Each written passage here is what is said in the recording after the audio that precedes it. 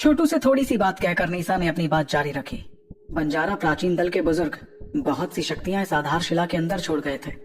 इतने सालों में इसके अंदर रहने वाले रखवाले ने ये सभी शक्तियां सोख ली हैं, जिससे बहुत से बदलाव भी हो गए। शुरू में तो ये बदलाव काफी अच्छे थे, लेकिन जैसे जैसे शैतानी शक्तियां जमीन से बाहर आने लगी, वैसे वैसे उन शैतानी शक्तियों ने रखवाले पर हमला कर दिया।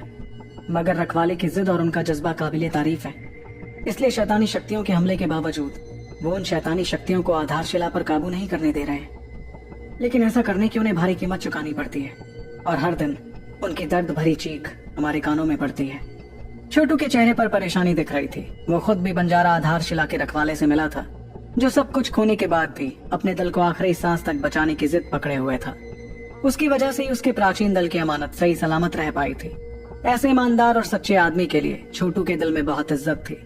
उसने कभी नहीं सोचा था कि शैतानी शक्तियां उस रखवाले का ऐसा हाल कर देंगी। इतने में निशा ने उसे आगे बताया, हमें ये तो नहीं पता कि ऐसा क्यों हो रहा है, लेकिन पिछले कुछ सालों से बंजारा आधारशिला की शैतानी शक्तियां लगातार बढ़ती जा रही हैं। ऐसा लगता है कि वो इस आधारशिला से बाहर आकर बंजारा इलाके में फैलने वाली हैं।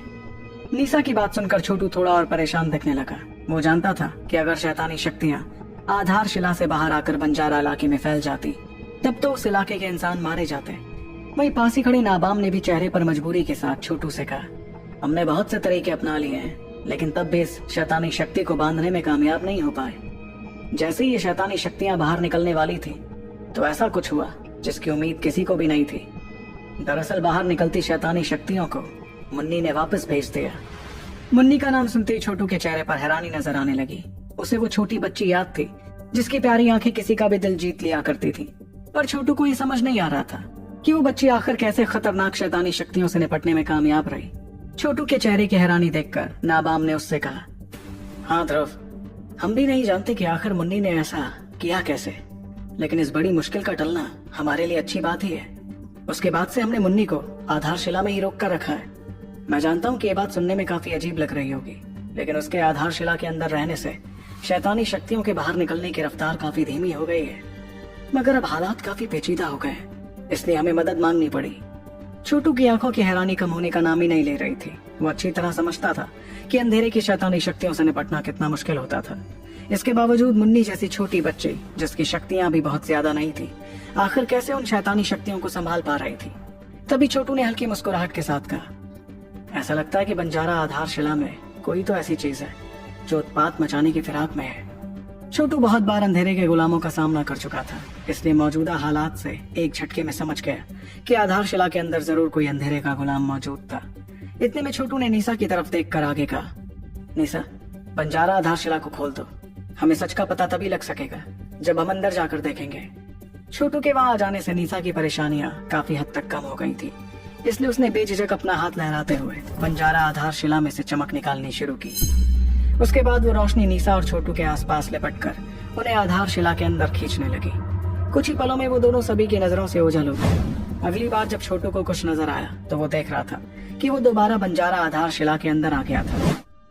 अंदर आकर नजरें घुमाने पर छोटू को दिख रहा था कि जमीन से लगातार काले रंग की शक्तियां निकल रही थी। तभी दूर से किसी की दर्दनाक चीख सुनाई पड़ी, जिसमें छुपा दर्द और गुस्सा छोटू और निशा को आसानी से महसूस हुआ।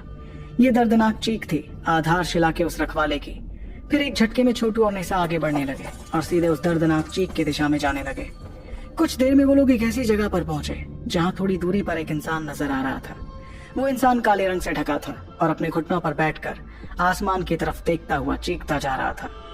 उस इंसान के शरीर से लगातार काले रंग की शैतानी शक्तियां निकलती जा रही थी।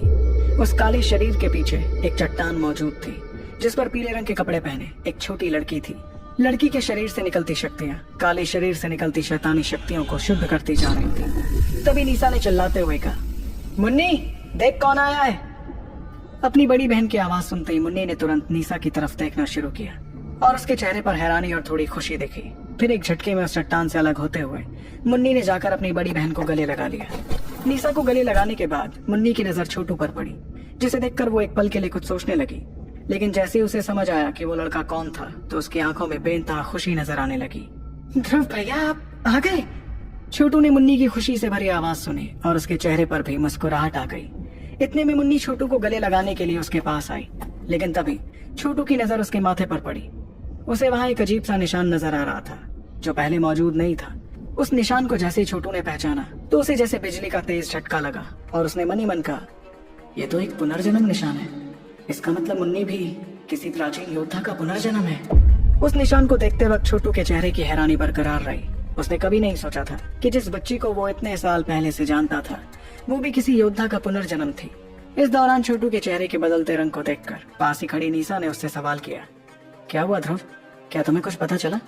इस पर छोटू ने मुन्नी को गले लगाया और धीमी आवाज में निशा से पूछा, जो मुन्नी के कानों में ना पड़ सके, क्या मुन्नी हमेशा से ऐसी ही थी? मेरा मतलब मुझे इससे मिले हुए इतने साल हो गए लेकिन आज तक मुन्नी वैसी दिख रही है। क्या तुम्हें कुछ अजीब नहीं लग रहा?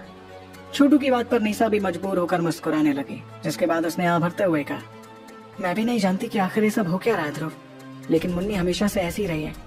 और तो और पता नहीं क्यों लेकिन मुझे इसके शरीर में एक बड़ी अजीब शक्ति वक्त के साथ साथ बढ़ती हुई महसूस हो रही है।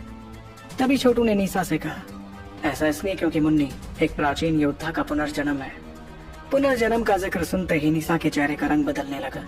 उसने मुन्नी को वापस चट्टान पर जाने का इशारा किया, जिसके जाने पर निशा ने चेहरे पर घबराहट के साथ कहा, पुनर्जन्म? लेकिन इसका मतलब तो आगे जाकर मुन्नी पूरी तरह किसी और योद्धा में बदल जाएगी और उसकी यादें भी खत्म हो जाएंगी। ये सुनकर छोटू ने अपना सिर हिलाते हुए जवाब दिया, इस बात का फैसला तो उससे होगा कि पिछले जन्म में मुन्नी कौन थी। सच कहूं तो मैं ये नहीं जानता कि इसका पिछला जन्म क्या था।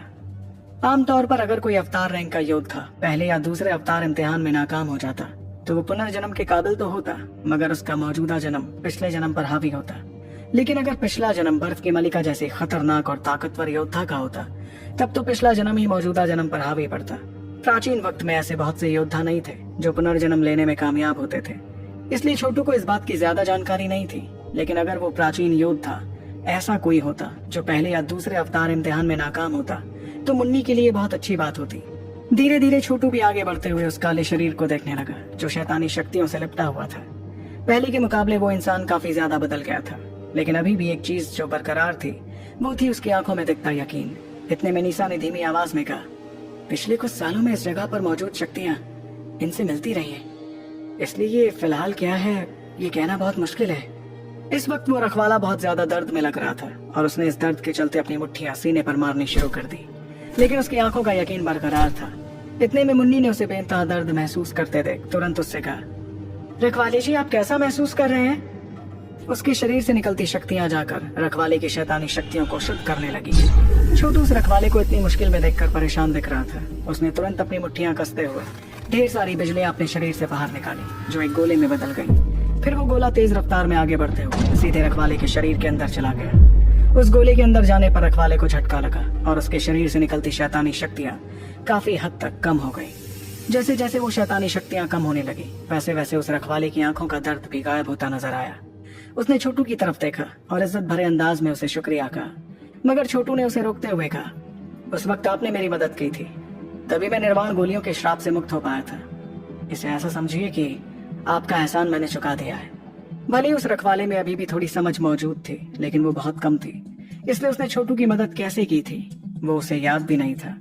छोटू भी समझने लगा कि उसकी हालत पहले से बहुत अलग थी, इसलिए उसने इस बारे में और कुछ नहीं कहा, बल्कि वो तो खोखार इरादे के साथ जमीन में देखने लगा जहाँ से शैतानी शक्तियां निकल रही थी।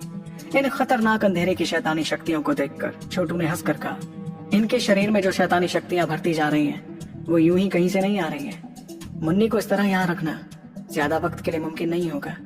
हमें इस मुश्किल को जड़ से उखाड़ना होगा। इसका मतलब हमें उस चीज को खत्म करना होगा जो जमीन के नीचे छुपी हुई है। ये वही जगह थी जहाँ से छोटू ने विनाशक प्राचीन निशान हासिल किया था, जिसकी मदद से आज वो ताकत के इस मकाम तक पहुंच पाया था। इसलिए एक तरह से बंजारा आधारशिला का छोटू पर एक बहुत बड़ा एहसान था। उसे पता था कि प्राचीन दल के योद्धाओं की आत्माओं को तब तक शांति नहीं मिलती जब तक जमीन के नीचे छुपा हुआ शैतान खत्म नहीं होता। अपनी बात कहकर छोटू ने निशा से कहा, मुन्नी को बचाओ निशा, मैं ये देखना चाहता हूँ कि आखिर वो कौन है जो ऐसी शैतानी करने में खुश हो रहा है। छोटू की बात सुनकर निशा ने एक झटके में मुन्नी को पीछे खींचा और तभी छोटू अपने हाथों को लहराकर बिजलियां निकालने लगा। चारों तरफ बिजलियों से भरे बादल आ गए, जिनमें से अनगिनत बिजलियां निकलकर चारों तरफ फैलती नजर आ रही थी। जैसे वो सभी बिजलियां बरसात की तरह बरसने लगी तो चारों तरफ मौजूद शैतानी शक्तियां बेहद तेज रफ्तार में गायब होने लगी। लेकिन इस कदर शैतानी शक्तियों के खत्म होने के बाद भी जमीन के नीचे कोई हलचल नहीं हुई।